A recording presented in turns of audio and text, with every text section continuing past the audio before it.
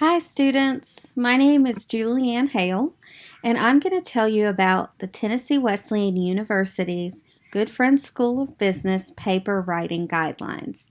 If you are a student who's majoring in business administration or someone who is taking emphasis classes, a management excellence student, or even an MBA student, if you're taking classes through the Good Friends School of Business, this is information that you need to know. So pay close attention. We're going to pack a lot of information into a little bit of time.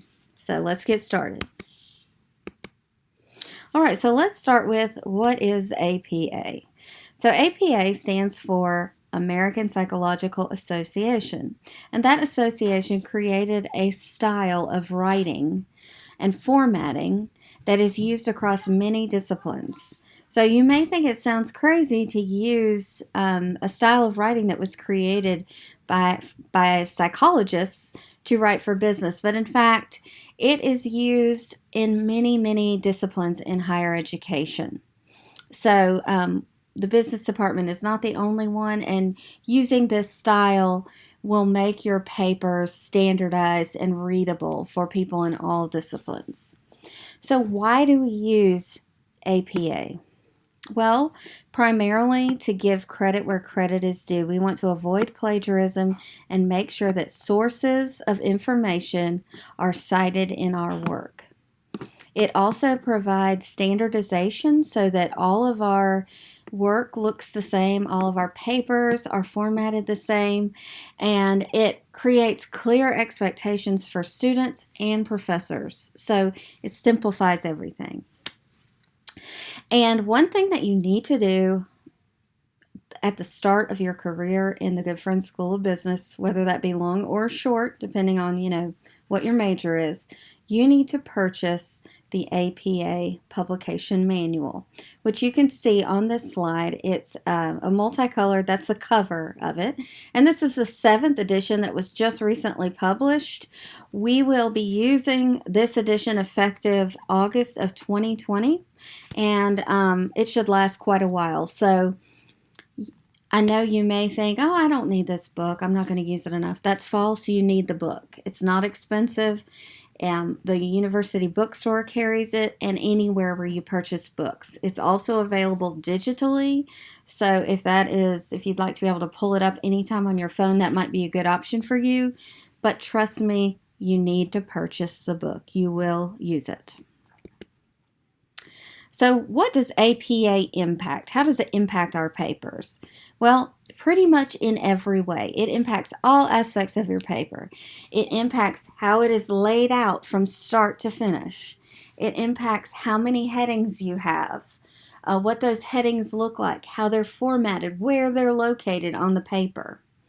It impacts the appearance of your paper, so page numbers, where they're located, where they start, what your title page looks like, how your table of contents is formatted, your abstract, the body of your paper, and your reference page. All of these are dictated by APA formatting rules. That includes margins, everything. If you have a question about how your paper should look, the APA manual has an answer for you. It also impacts references and citations, which are material that you gather from sources other than yourself, and they must be documented to avoid plagiarism and maintain the integrity of your paper. And the references in APA formatting include both in-text citations, which we also call parenthetical citations. They are in parentheses, and they exist within the body of the text to denote when you have used a particular source. And those in-text citations should reflect the citations listed on the reference page, which we will go more into detail about when I review the sample paper, and that's a separate video that you'll be able to access. But the purpose of the in-text citation is to direct the reader of your paper to your reference page where they can find out exactly where you got that information.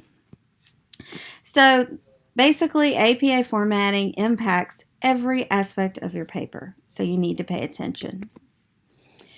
Okay, so let's say that you have an assignment that is a 1-page or a 1-paragraph writing assignment. And you think, okay, surely to goodness, Dr. Maddox doesn't want me to put a title page and a table of contents and an abstract for this this single-page assignment. Well, that is a good question, and it's something definitely worth asking. Before you ask Dr. Maddox, make sure that you read your syllabus in full, which you will find on the Sakai Classroom site. And also make sure that whatever assignment you're referencing that you have the question about, you read it in full, because that assignment and that syllabus might answer your question. You may have overlooked something, or they might say no abstract, no table of contents needed. If that doesn't answer your question, then approach Dr. Maddox. Raise your hand in class. Send her an email. Any of the professors at the Good Friends School of Business will answer your question quickly. We welcome questions from students, and we are approachable, and you should always ask questions to clarify things. Please know that. Always ask your professors if you have a specific question.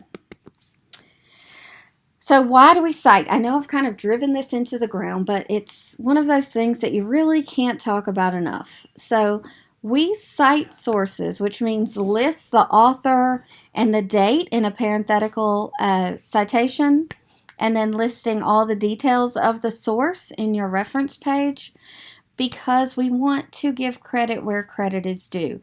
We want to preserve the integrity of your paper and preserve the integrity of the university and preserve the integrity of the author of the work that you're citing. So if you use any outside sources for information and you include that information in your paper, either directly or indirectly, you need to cite it.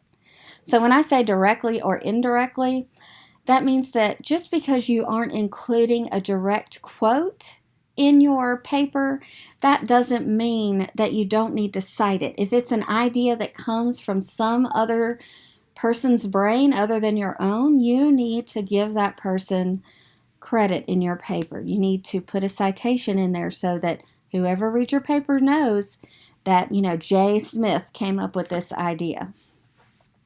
So what are some examples of things that you need to cite? Well, really, it's everything. In this day and age, there's so many sources of information. So you have to remember that no matter what it is, if it's not your idea, you need to cite it. And that can include videos, blog posts, social media posts, books, databases, websites, magazine and newspaper articles, online journals, any written sources. And that is not an exhaustive list. As you know, information changes all the time. So just remember, if it's not your idea, include it. And it can also include, you may interview someone for a paper. Maybe you're writing a paper about business leaders and you want to interview a local business leader. Well, you need to cite that source. And guess what? Citing an interview is something that you can find in your APA manual. So if you have one, you will be good to go. And fortunately for you guys, the Good Friends School of Business has created paper writing standards that follow APA formatting that are available to all students. So we have this document that's several pages long and packed with great information that you can use, and it will help you format your paper. So as long as you have that Good Friends School of Business paper writing standards document and your APA manual, you will be in great shape to make really good grades on your written assignments. So in another video, we'll be going over the paper writing standards, and then there'll be another video that will take a sample paper that a student wrote and got a very high A on and break it down so you can see every part of the paper and understand how the formatting works and is applied practically. So get your manual, review that those paper writing standards, and you will be ready to go. We look forward to working with you.